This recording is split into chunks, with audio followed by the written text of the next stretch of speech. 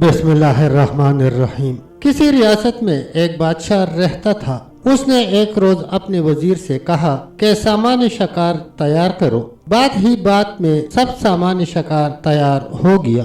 بادشاہ اور وزیر دونوں کی لڑکیوں نے بھی ساتھ چلنے کی درخواست کی۔ بادشاہ نے منظور کر لیا، چنانچہ یہ لڑکیاں بھی ہمراہ ہو گئیں۔ چلتے چلتے ایک جنگل میں گزر ہوا اور وہی سب نے قیام کیا اور ناشتہ کرنے میں مشغول ہو گئے کہ ایک شدید آندھی آئی اور ایک کو دوسرے کی خبر نہ رہی۔ بادشاہ اور وزیر لشکر سے غائب ہو گئے اور لڑکیوں کا کٹھولا اڑ کر ایک پہاڑ کی چوٹی پر جا رکا۔ جب طوفان ختم ہوا تو بادشاہ کو اپنا تمام سامان و لشکر تو مل گیا، لیکن دونوں لڑکیوں کا کوئی پتہ نہ چل سکا۔ مجبور ہو کر بادشاہ اور وزیر دونوں واپس آ گئے۔ اتفاق سے اسی روز کسی دوسرے ملک کا بادشاہ اس جنگل میں شکار کو چلا گیا۔ وہ پانی کی تلاش میں پریشان تھا۔ سپاہی ادھر ادھر پانی کی تلاش میں پھرتے رہے۔ ادھر ماں باپ سے چھٹ کر بادشاہ زادی اور وزیر زادی دونوں گلے لگ کر بہت روئیں اور روتے روتے بے ہوش ہو گئیں۔ انہوں نے خواب میں دیکھا کہ ایک بی بی نقاب پوش تشریف لائی ہیں اور فرماتی ہیں کہ تم منت مان لو، ہم اپنے ماں باپ سے ملیں گی تو جناب سیدہ کا معجزہ سنیں گی۔ دونوں لڑکیوں کو جب ہوش آیا تو انہوں نے منت مان لی۔ پروردگار عالم مسبب الاسباب ہے۔ وہ سپاہی جو پانی کی تلاش میں گیا تھا، جب پہاڑ کی چوٹی پر پہنچا تو کیا دیکھتا ہے کہ دو لڑکیاں بیٹھی رو رہی ہیں۔ اس نے ان سے حالات دریافت کیے کہ تم یہاں کیسے آئیں؟ ان لڑکیوں نے سارا واقعہ اس سے بیان کیا۔ اس سپاہی نے لڑکیوں کو تسلی و تشفی دی اور کہا کہ اگر تمہیں اپنے ساتھ لے چلوں تو چلو گی؟ لڑکیاں راضی ہو گئیں۔ سپاہی نے بادشاہ کی خدمت میں حاضر ہو کر ان لڑکیوں کا واقعہ بیان کیا۔ بادشاہ نے فوراً اپنے نوکروں کو بھیج کر لڑکیوں کو بلوا لیا اور وزیر نے ان لڑکیوں کو بڑے آرام سے اپنے گھر میں رکھ لیا۔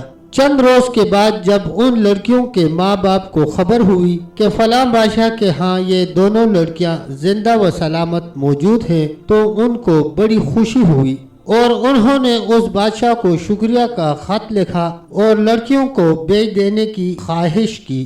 اس بادشاہ نے خط کا جواب یہ دیا اور لکھا کہ اگر آپ مناسب سمجھے تو ان لڑکیوں کی شادی میرے لڑکوں کے ساتھ کر دے۔ ان لوگوں نے منظور کر دیا اور دونوں لڑکیاں بادشاہ کے یہاں سے رخصت ہو کر اپنے ماں باپ سے جا ملیں اور سب نے خدا کا شکر ادا کیا، مگر لڑکیاں جناب سیدہ کا معجزہ سننا بھول گئیں۔ کچھ دنوں کے بعد دونوں طرف سے شادیوں کے انتظامات ہونے لگے اور تاریخیں مقرر کر کے دونوں کا عقد ہو گیا اور وہ دونوں بڑی دھوم دھام سے رخصت ہو کر اپنے اپنے سسرال پہنچ گئی۔ اتفاق سے جہیز میں ایک قیمتی طلائی آفتابہ تھا، وہ دروازے پر رہ گیا۔ ایک سپاہی کو حکم ملا کہ وہ فوراً جا کر وہ طلائی آفتابہ لے آئے۔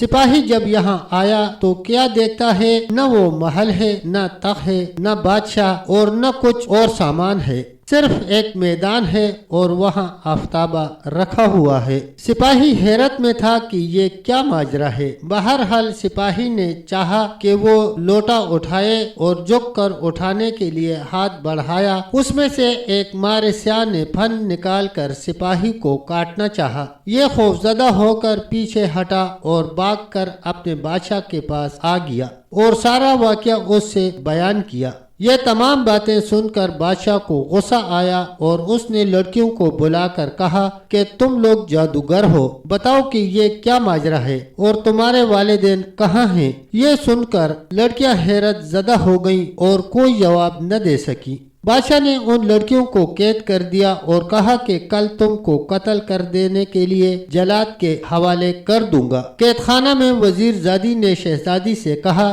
کہ نہ معلوم ہم سے کون سی ایسی خطا ہوئی ہے جس کی ہم کو یہ سزا ملی ہے اور ہمارے قتل کا فتویٰ صادر ہوا ہے۔ یہ کہہ کر دونوں گریہ وزاری میں لگ گئیں اور خدا سے دعا کرنے لگیں۔ روتے روتے ان کی آنکھ لگ گئی۔ خواب میں دیکھا کہ وہی نقاب پوش بی بی آئی اور فرمانے لگی کہ تم نے مانا تھا کہ جناب سیدہ کا معجزہ سنیں گی مگر تم نے بلا دیا، یہ اسی کا عذاب ہے، اب تم منت پوری کرو۔ لڑکیوں نے عرض کیا ہم آپ پر قربان ہو جائیں، یہ بتائیے کہ ہم قید خانہ میں شیرینی وغیرہ کا کس طرح انتظام کریں؟ آپ نے فرمایا کہ صبح تمہارے آنچل سے 2 پیسے گریں گے، ان کی شیرینی منگوا لینا اور معجزہ سننا۔ چنانچہ صبح کو ایسا ہی ہوا، لڑکیوں نے شیرینی منگوا کر معجزہ سنا اور اپنی غلطی کی رو کر معافی مانگی۔ بادشاہ نے صبح کو جلاد کو بلا کر حکم دیا کہ ان دونوں لڑکیوں کو قتل کر دے۔ جب جلاد لڑکیوں کے پاس آیا تو انہوں نے اس سے کہا کہ ہماری طرف سے بادشاہ کی خدمت میں عرض کرو کہ ہم سے پہلے وہ ہماری چند باتیں سن لیں، اس کے بعد قتل کا حکم دے۔ جلاد نے بادشاہ کی خدمت میں یہ پیغام پہنچایا